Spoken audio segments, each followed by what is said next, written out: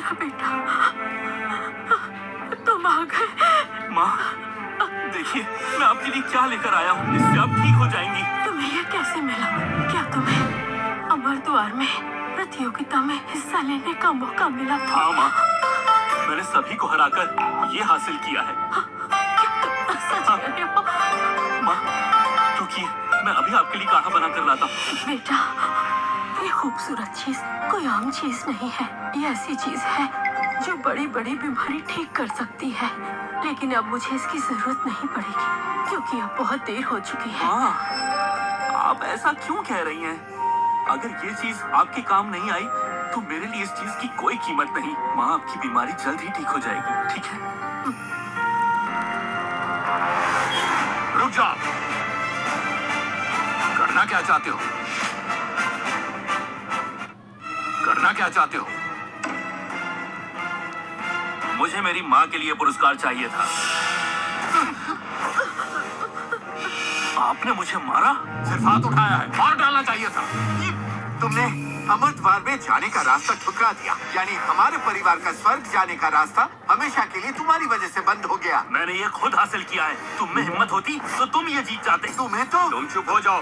तुम्हें पता भी है कि तुम्हारी हरकतों की वजह से क्या हुआ? तुमने मास्टर से मिलने से इनकार किया और उसका दोषी हमें माना गया। प्रतियोगिता के नियम तोड़कर तुमने हमें तबाह कर दिया है। मैंने ऐसा कुछ नहीं किया है।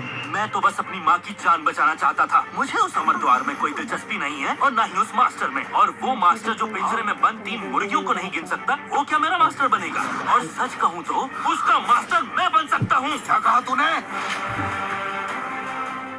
मास्टर का अपमान करने की हिम्मत कैसे हुई? मैंने कोई अपमान नहीं किया, मैंने बस सच कहा है। भैया, तुम पिताजी से माफी मांग लो और मास्टर जी के पास जाकर उनसे भी माफी मुझे मांगो। पहले मेरी माँ के लिए काढ़ा बनाना है।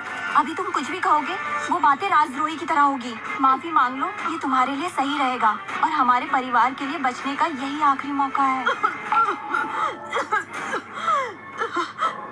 ये सारी बातें हम बाद में करेंगे। मेरी माँ की तबीयत खराब होती जा रही है। सच में इस बुढ़िया के लिए तुम इसे तबाह करना चाहते हो? उन्होंने कैसे कहा? आपकी हिम्मत भी कैसे हुई? चुप हो जाओ। देखिए ना, आपके सामने ये कैसे बदतमीजी से बात कर रहा है। कुछ करिए ना। अभी के अभी मेरे साथ वापस चलो। मैं नहीं जाऊंगा। माँ के लिए मैं दवाई बनाऊंगा। आपने मुझे फिर मारा। मैं तुम्हें फिर से कह रहा हूँ, मेरे साथ वापस चलो वरना तुम्हारी टांगें तोड़ दूंगा। रुक जाओ। माँ, बड़ी माँ, 20 साल से मैं खामोश हूँ। मैंने कुछ नहीं कहा, मुंह बंद करके सहती रही। शायद तुम्हें मुझसे नफरत है। अपने बेटे के साथ आखिर ऐसा कम क्यों कर रहे हो? तुमने हमेशा उसे ठुकराया है, उससे नफरत की है। तू एक नीच औरत है, तुझे बोलने का कोई हक नहीं है। तुझे क्या लगता है इस जड़ी बूटी से अपनी जान बचा लेगी? लेकिन तू मरेगी। चुप हो जाइए। मुझे मेरी माँ की जान बचाने दीजिए और अगर मुझे किसी ने भी रोका तो उसके लिए ठीक नहीं होगा। अच्छा, इस जड़ी बूटी से तू इस बुढ़िया की जान बचाएगा? एक काम करो, इसके हाथ से वो छीन लो और फिर मैं देखती हूँ ये कैसे नहीं जाएगा। मैं नहीं जाऊंगा। महाराज, महाराज, अनर्थ हो गया। हुआ क्या है? अमर द्वार के मास्टर आपसे खुद मिलने आए हैं। खुद आए हैं? क्या मास्टर खुद यहाँ आए हैं? पिताजी, मास्टर खुद आएंगे सजा सुनाने के लिए। अगर तुम्हारी वजह से हमारा परिवार खत्म हो गया ना तो तुम्हें छोड़ूंगा नहीं। चुप करो, अब इन सब बातों का कोई फायदा नहीं है। तुम सब मेरे साथ चलो, एक साथ मास्टर से मिलेंगे। नहीं जाऊंगा। क्या बोला? सब तुम्हारी वजह से हो रहा है, फिर भी घमंड दिखा रहे हो। मुझे मेरी माँ के लिए इसकी दवाई बनानी है। आप लोगों को ये बात समझ नहीं आ रही है क्या? तू मरना चाहता है क्या? जाओ बेटा, तुम्हारा जाना ही बेहतर होगा। ये कोई आम आदमी नहीं है। अगर उसने हमें दोषी ठहरा दिया तो हम कभी नहीं बच पाएंगे, कभी भी नहीं। सुना नहीं तुमने? इसी वक्त मेरे साथ चलो और कोई बहाना नहीं चलेगा। भैया, तुम चिंता मत करो, माँ के लिए काढ़ा मैं बना दूंगी। देखो, हम मास्टर को और नाराज नहीं कर सकते। मैं बड़ी माँ का ध्यान रखती हूँ, तुम जाओ। लगता है ये मास्टर सच में बहुत बड़ा शैतान है। मुझे इनकी बात मान लेनी चाहिए और वहाँ जाना चाहिए। बहना, तुम ये लो। और माँ का ध्यान रखना। तुम चिंता मत करो। रुक जा, ये तू मुझे दे दे। रुक जा, तुझे ये सब करने की जरूरत नहीं है। ला, वो तुम मुझे दे रहने दे। दो, अगर कोई गड़बड़ हुई तो हम सब मारे जाएंगे। चलो। बेटा तुम जाओ। माँ, क्या तुम भी यही चाहती हो? ख्याल रखिएगा।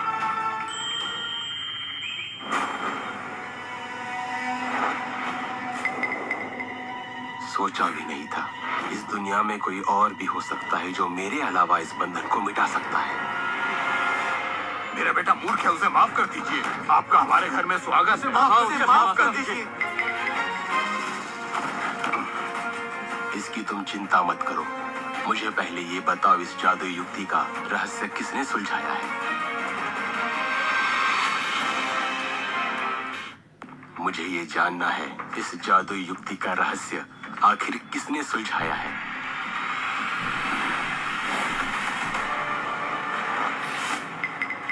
जी हमें पता नहीं, शायद कोई देवता ही घूमते हुए आया था और इसे हल करके चला गया। हाँ, क्या मैं बता दूं इन्हें?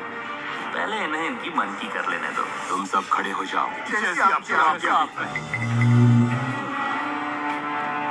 लेकिन मैं इस बार यहाँ कुछ खास काम से आया हूँ। तुम जानते हो ना? जी, हमें माफ कर दीजिए। मेरा बेटा ठीक से नियम कानून जानता नहीं है, इसलिए उससे ये गलती हो गई। माफ कर दीजिए। 5 सालों के लिए मेरा अंतिम शिष्य बनना ये बहुत गौरव की बात है। इसे कभी किसी ने नहीं ठुकराया। मैं जानना चाहता हूँ, आखिर ये गुस्ताखी करके मुझे उकसाने की हिम्मत किसने की है? मैंने की है। मैंने की है।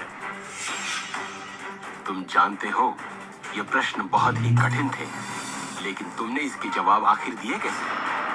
हो सकता है ऐसा आपको लग रहा हो।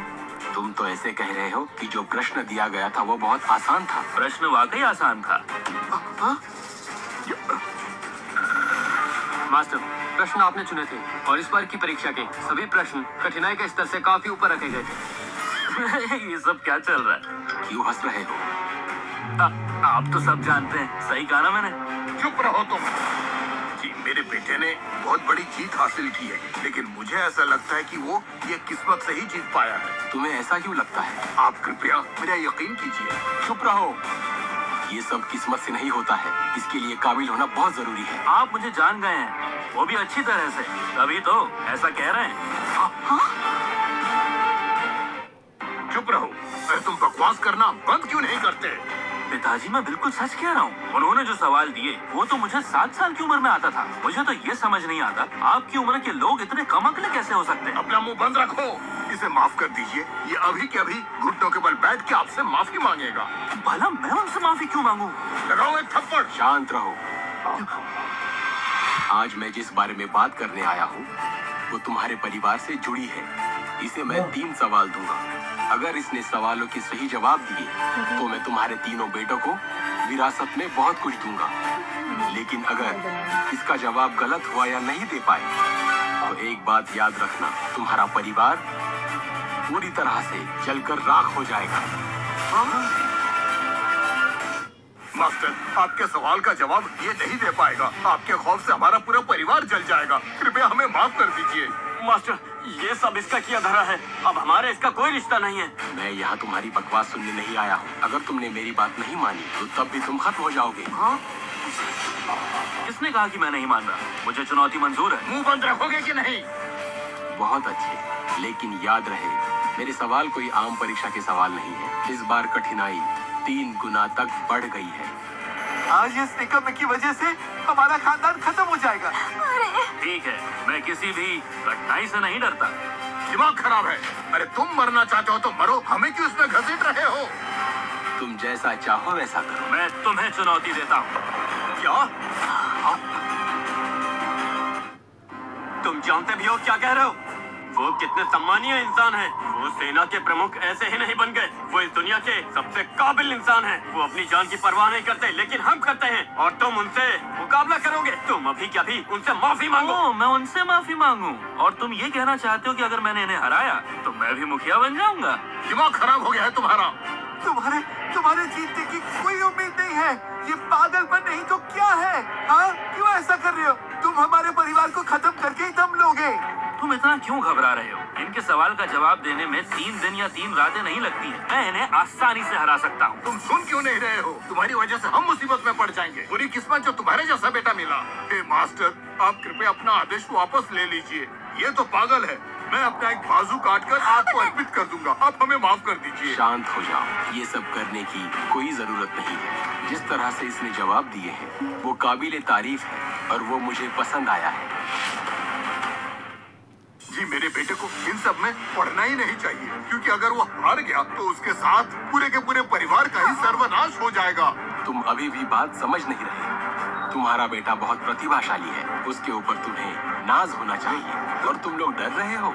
आप चिंता मत कीजिए, मुझे पूरा यकीन है। अरे तुम इतने यकीन से कैसे कह सकते हो? तुम सिर्फ अपनी जिद पे ही अड़े हो और इसी जिद के चक्कर में तुम्हारे साथ साथ हमारा पूरा खानदान ही बर्बाद हो जाएगा। अब कुछ भी कहने का फायदा नहीं है। मैं जानता हूँ कि मैं तैयार हूँ। आप सवाल पूछिए। ठीक है, तो मैं अपना पहला प्रश्न पूछता हूँ। देखना मजेदार होगा कि तुम इसका सही जवाब दे पाओगे भी या नहीं।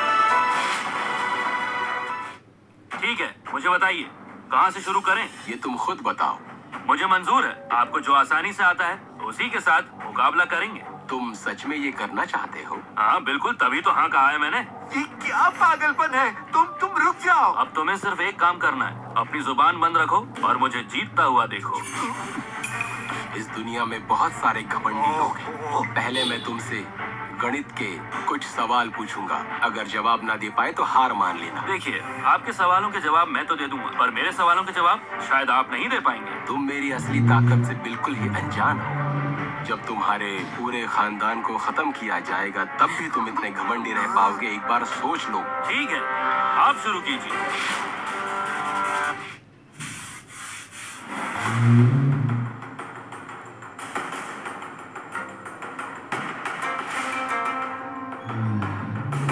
ध्यान से देखो और इस सवाल का जवाब दो मुझे।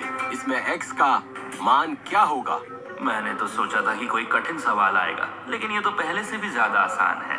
ये तो मेरे बाएं हाथ का खेल है। अरे इस सवाल का क्या मतलब है? ये तो बहुत कठिन है। ये तो कोई मामूली सवाल नहीं है। इस सवाल का जवाब केवल वही दे सकता है जिसने कठिन से कठिन साधना की हो। पिताजी, हम अपनी अंतिम संस्कार की तैयारियां कर ले। मैंने हजारों सवाल देखे हैं, पर इतना कठिन सवाल आज तक कभी नहीं देखा। इसका तो हारना तय है। अब हम नहीं बचेंगे। अब क्या देख रहे हो? सवाल हल करो। कहीं तुम्हें भी कठिन तो नहीं लग रहा? देख क्या रहे हो? चलो जल्दी करो। ये लो, लिख दिया। ये x 9 के बराबर है।